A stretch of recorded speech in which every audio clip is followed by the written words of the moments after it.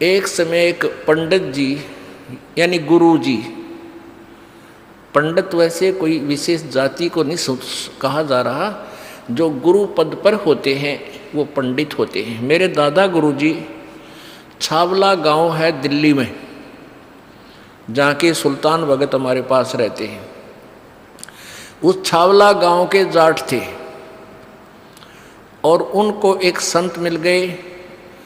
बचपन से 17-18 साल की उम्र में वो घर त्याग कर उनके साथ चले गए, काशी विद्यापीठ में पढ़ाई की तो वो पंडित कहलाए। खरखौदा के पास गोपालपुर में उन पंडित चिदानंद जी उनका नाम था और पंडित की उपाधि से वो सुशोभित थे। जाट होते हुए वो पंडित कहलाए। और मेरे गुरुदेव इस परंपरागत ब्राह्मण जाति से थे। गांव पैतावास बड़ा, जिला भिवानी, और भिवानी दादरी रोड पर 1 किलोमीटर जाते समय दादरी साइड में, राइट साइड में अंदर की तरफ बड़ा पैतावास, वहाँ के ब्राह्मण थे। ब्राह्मण कुल में जन्म था, लेकिन वो अपने आप को ब्राह्मण नहीं कहते थे, वो संत कहते थे। अब यहाँ पंडित की उपाधि यानी जैसे शास्त्री की उपाधि, ज्ञानी की उपाधि होती है, विशेष किसी एक शास्त्र के ज्ञाता को पंडित कह देते हैं। तो एक ऐसा कथावाचक पंडित जी यानी गुरु जी एक दिन एक उसके साथ उसका साथी शहर जा रहे थे। वो पंडित जी प्रतिदिन एक कथा कराया करता, नित्य पाठ करता था रामायण का। उस दिन उसने सोचा कि आज यदि रामायण का पाठ करूंगा तो लेट हो जाऊंगा, 4-5 किलोमीटर पैदल चल के ट्रेन पकड़नी है स्टेशन से। तो वो उसका साथी और वो दोनों ही चल पड़े। उसने सोचा ट्रेन में बैठ के 1 घंटे 1.5 का रास्ता है, ट्रेन में बैठ के वहाँ अपनी नित्य नियम कर लूँगा। तो उन्होंने जाते टिकट ली, आते गाड़ी आ गई, उस कंपार्टमेंट में चढ़ गए, डब्बे में चढ़ गए। अब ब्राह्मण वेशभूषा थी, लाल अंगोछा ले रहे थे, तो उसे ब्राह्मण समझा जाता ये विद्वान पुरुष है। तो जब गाड़ी थोड़ी सी गति पकड़ चुकी तो उस ब्राह्मण ने कहा, गुरु ने कहा कि भाई जो सीट पर बैठे थे उन्हें सीट मिली को ना, डिब्बा खचाखच भरा था। उस ब्राह्मण ने कहा सीट पर विराजमान यात्रियों से कि कृपा आप सीट छोड़ दीजिए।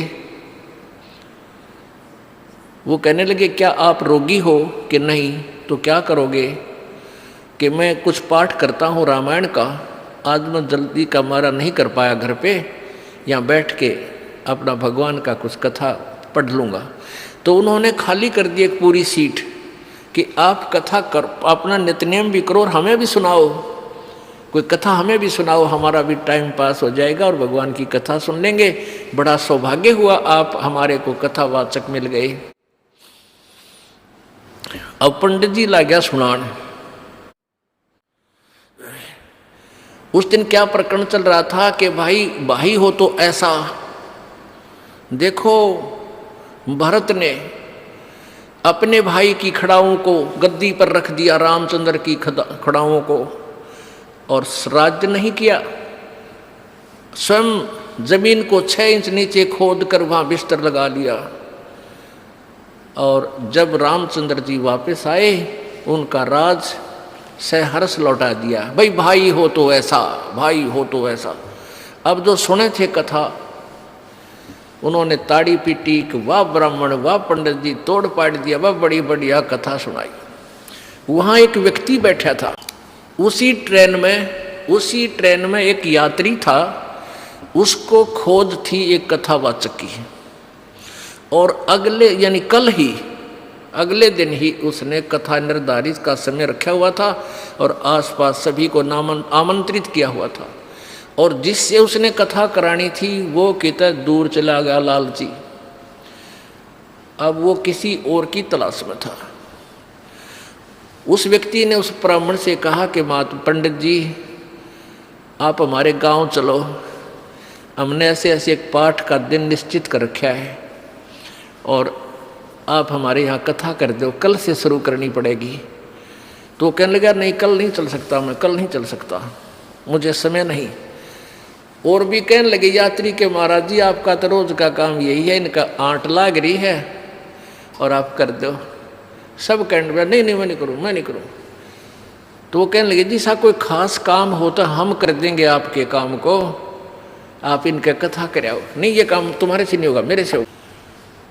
अब उन यात्रियों ने काफ़ी जब कहा, उसने तो ना बताई कि ये बीमारी है।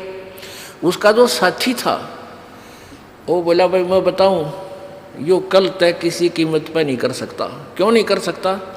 कि इसने अपने छोटे भाई पर मुकदमा कर रखा है, एक कुर्डी के खड्डे के ऊपर इनका बंटवारे का रोला है, और मैं इसका गवाह हूँ भाई। और कल कोर्ट में तारीख से अरे थारा नाश जाइयो। हाँ वो कथा तो सुना रहा है, भाई हो तो ऐसा, राज भी त्याग दिया।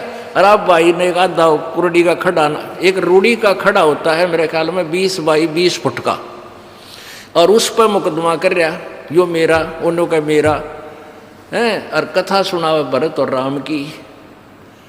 इसके लिए बताते हैं कबीर परमेश्वर जी कहते हैं भाई करनी तज कथनी कथें, ये अज्ञानी दिन रात, और कुकर जो भौकत फिर ये सुनी सुनाई बात।